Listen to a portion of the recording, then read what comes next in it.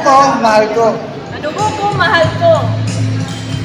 Donate na tayo. Tulong sa akin dahil minsan pa sa ating pong project na ito ay dinodonate natin itong dugo natin para bigyan natin ng libre mismo doon sa mga nangailangan. Barangay, maraming salamat sa mga nag-donate. Maraming salamat din sa mga kapulisan, sa mga bless our cops. Ito po ang first step para po sa pag-assess ng ating mga pasyente para malaman kung sila po ay qualified na maging donor ng dito po, ano testing po niyo rito? Hemoglobin, sir. Hemoglobin. Ano po ang standard ng hemoglobin range para pwede siyang makuha ng dugo? Pag sa lalaki po, 135 to 185. Sa babae, 125 to 170. Yeah. Pag pumasa doon, pwede siya magpakuha na ng dugo. Pero pag hindi po, hindi po siya pwede kuha. Deferred. Deferred siya. Okay. Salamat po.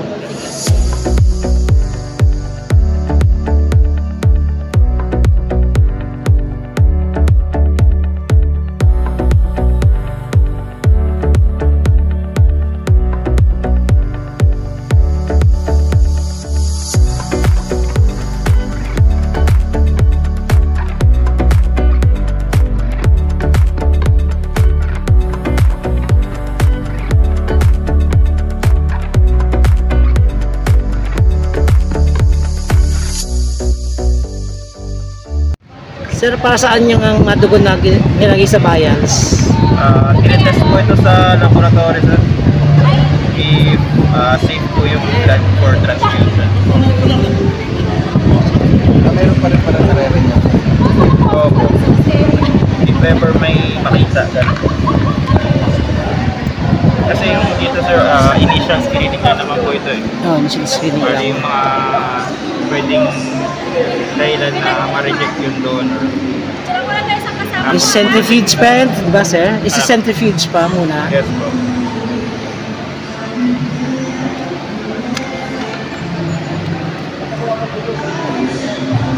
Ayan. Good morning po, ma'am. Ano po ang inyong responsibilidad at inyong kinalaman sa programa po na ito? Ang responsibilidad ko po dito sa programa to, ako po yung secretary. Ako po yung gumagawa ng mga programa at ako din po yung kinalaman ko naman dito. Hinihikayat ko yung mga kabataan, mga kababayan natin, Pilipinas, na sana po mag-donate tayo ng dugo. Kasi sa isang bag na dugo po, isang buhay na po yung masasalba natin. At isang buhay na po yung masasalba natin. At ito pong bloodletting po, ginagawa ko po ito every birthday ko. Since birthday ko po ngayon, isa po ito sa napili naming project. Ginawa po namin dito sa Barangay Poblacion, sa pamumuno ni Kapitan Juans Malabanan and Council at SK Chairwoman Gia and SK Kagawad po. Po, no? Maraming po salamat. No? Ano po inyong masasabi sa ating mga kababayan?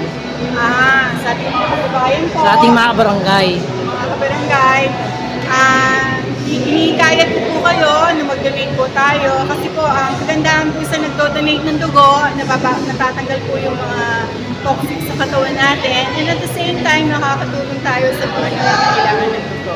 Okay po. Kailan ulit yung mga ganitong klaseng proyekto nyo? Every year lang ba to o monthly o quarterly? Kasunod na po ito. Sa March 15, sa Barangay Purol, sa pamumuno ni Kapitan De Guzman. Kita-kits po tayo, March 15, 2024. Ayun, maraming po salamat. Okay, salamat kuya. God bless Happy birthday po ate. Thank you. God bless us.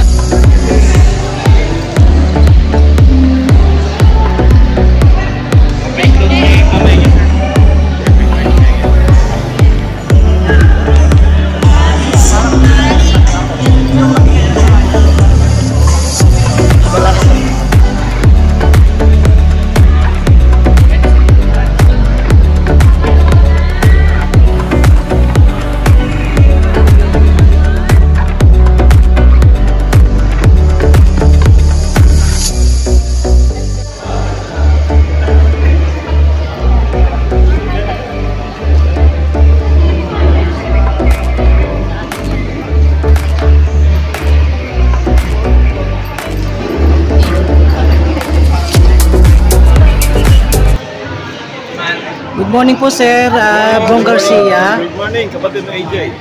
Yan. Ano po ang ginalaman po ninyo sa proyekto ng Dugo Ko, Buhay Ko? As a chairman of MBBP, kami po ay isa sa mga major sponsor ng Kadugo Ko, Mahal Ko. Actually, member din po ako ng Kadugo Ko, Mahal Ko. Kaya nga po, we supported them into this quest. Kaya nga po, we are also encouraging each and every one of you na nandyan po ngayon to please support us na magandog ng dugo sa ating mga kapatiran Pilipino. Ang 5 bag po ng dugo na aming malilikom, isa po yung sa atin. At yung isang yon ay pamimigay natin ng libre sa sino mang nangangailangan. Yan po ay isang kawanggawa para sa lahat. Sir, ano po ba yung mga proyekto ng Movement for Building a Better Philippines? Actually, as a member of MBBP under the banner of Bagong Pilipinas, kami po ay program implementer ng ating mahal na Pangulo. Kaya nga po, anuman pong programa na ibinababa ng ating Pangulo, yan po ay angkop sa sino man sa atin ay maaari nating maibahagi sa kanila. Katulad po ng tupad at ilan pang mga programa na nanggagaling sa ating Pangulo. Of course, under the banner of Bagong Pilipinas para po sa lahat. Sir, ano po ba yung mga current na programa ng ating MBBP? Actually, sa ngayon po, ongoing po yung katulad nito, yung blood donation. At meron din po tayong yung ibinaba ng ating Pangulo, yung restoration po ng Pasig River under the coordination ng DOLE, MMDA, the DNR, and so on and so forth, with the supervision of MBBP po under the banner of Bagong Pilipinas. Tupad po, tupad. Ang final orientation po namin ay tomorrow, yung iba po, yung iba. Ang sakop po yan ng buong Luzon. For now, we are concentrating on Luzon. At ang napag-usapan ay maaari po tayong makarating sa Visayas and Mindanao. Ano po ba ang message nyo sa ating mga kababayan para po mahikalit ninyo na mag-join sa mga proyekto po ninyo? Ay, salamat po. Katulad nga po ng sinabi ng ating mahal na Pangulo, ang Bagong Pilipinas po ay address sa mga government officials, employees, and of course, bawat individual po na ating mamamayan, basta Pilipino. Ito po ay ang pagsusulong ng lahat ng ikabubuti, pagbabago at ikaaangat ng lahat ng bagay mula ekonomiya at sa lahat po ng antas ng mga bagay upang paunlarin ang ating bansa. Nananawagan po kami na sana'y suportahan niyo po ang panawagan ng ating Pangulo, of course, ng ating pong movement na MBBP. Kung kayo po ay nagnanais na makibahagi, ay maaari niyo po kaming kontakin at ipaliwanag sa inyo ang mga bagay na ito. Maraming salamat po sa lahat. Paano po makasali ang ating mamayang Pilipino sa MBBP? Okay, meron po kaming page. You can contact us dun po sa aming page. At dun po, meron pong mga sasagot sa inyo mga katanungan. And of course, we are also inviting you sa mismo pong headquarters ng ating mahal na Pangulo, dyan po along Bonnie Avenue, EDSA. At doon po, maaari kayong makaugnay namin, makausap at kapaliwanagan tungkol po sa mga ilan pang programa ng MBBP under the banner of Bagong Pilipinas, of course. Maraming salamat po at mabuhay kayong lahat. Yes, salamat po. Kung mga kapatid ko rin kung alam nila na kaya tayo mabuhay ngayon because of God. Kasi hindi namin alam kung takbo ng buhay ng mundo. Ito tayo nakakita sa mga kagalaw, nakakuha po. Ayan, meron pa siya ng talagkan. Malalaman kung ano, Anemic po or hindi.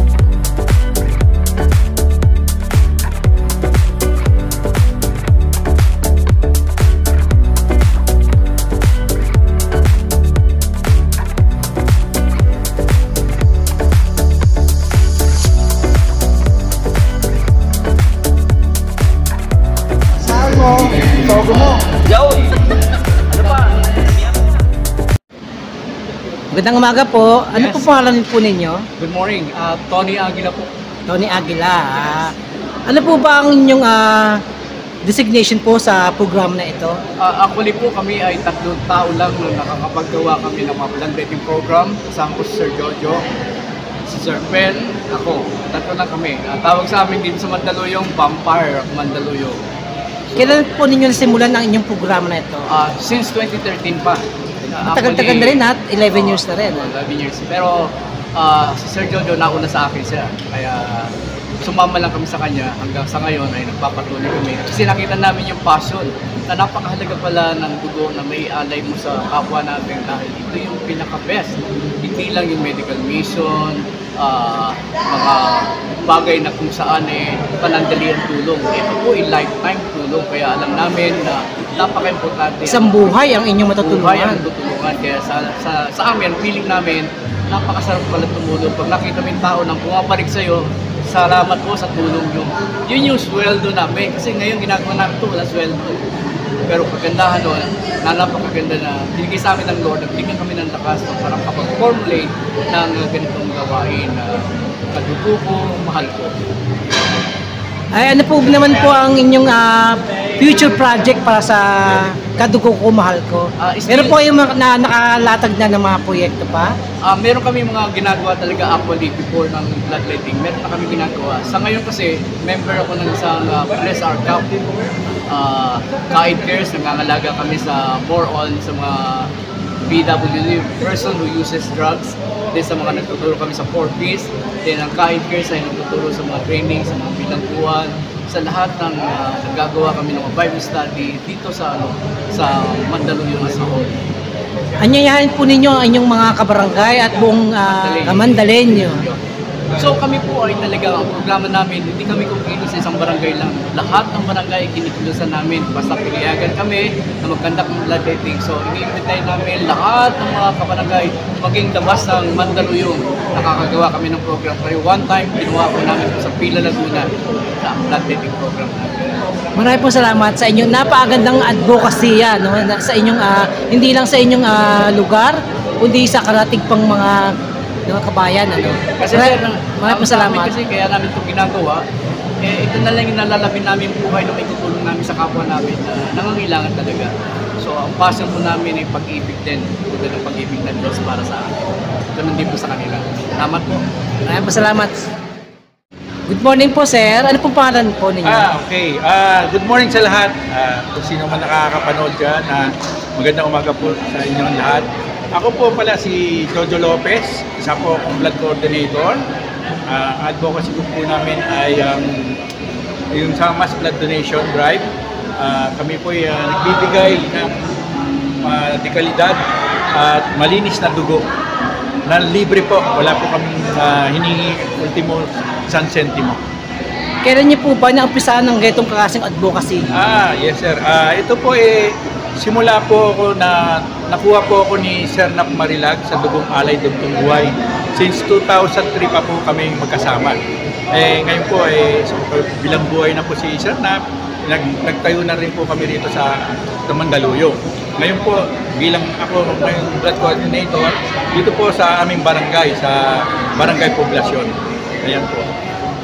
So, ito po ba yung magpapatuloy kahit na hindi na kayo ang presidente ng samahan ito? Yes po, bilang presidente po ng Kadugo Ko Mahal Ko, ang plano po namin, since medyo nagkakaedad na rin po ako, isasali na po namin ito sa mga kabataan. Katulad po yung anak namin na si Kagawad Aliyah Regis, siya ay graduating nursing, siya po siguro magpapatuloy nito. Opo, ano natin para itong legacy natin hanggang tumanda tayo, hanggang mawala na tayo sa mundo siguro, sana po mapagpatuloy ito. Ano po ang masasabi niyo sa kabarangay? Yan po, sa kabarangay, napaka-swerte po namin bilang blood coordinator na very supportive naman po ang aming barangay. Lalo na po ang bagong elect na aming kapitan ng barangay, si Pons Malabanan, si Cap Malabanan po. Kaya nagpapasalamat po kami at kami sinuportahan nila. Ganun din po ang SK. Ang SK chairwoman po si Miss Gia. Salamat po sa kanya. imbitahan po ninyo ang inyong mga kabarangay na makilahok sa mga programa po ninyo. Yes po, lahat po iniimbitahan sa barangay namin. Kahit na po hindi ka barangay namin, lahat po magtulong-tulong na po tayo. Ito po yung araw o panahon na tayo magtulungan. Katulad po na sinasabi ng ating presidente na si PBBM, Bongbong Marcos, tayo magkaisa. Ito na po, kailangan po tayo magkaisa, magkatulungan. Marami po tayong matutulungan dito. Yun po. Maraming salamat. Salamat din po.